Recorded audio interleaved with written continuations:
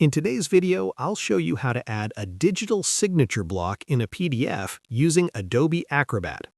A digital signature block allows someone to sign a PDF electronically and verifies the document's authenticity.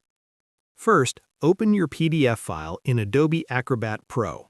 Make sure the document is finalized because changes after signing can invalidate the signature.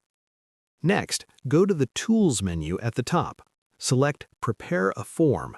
This tool lets you add interactive fields like text boxes and signature fields. If prompted, click Start to continue. Now look at the top toolbar and select Digital Signature. Your cursor will turn into a crosshair.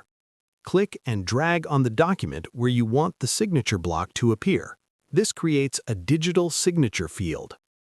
Once the field is placed, close the Prepare a Form tool.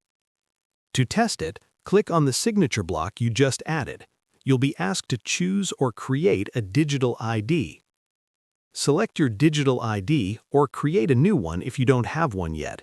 Then choose how you want your signature to appear, such as typed, drawn, or image-based. Click Apply, enter your password if required, and sign the document. Finally, save the PDF.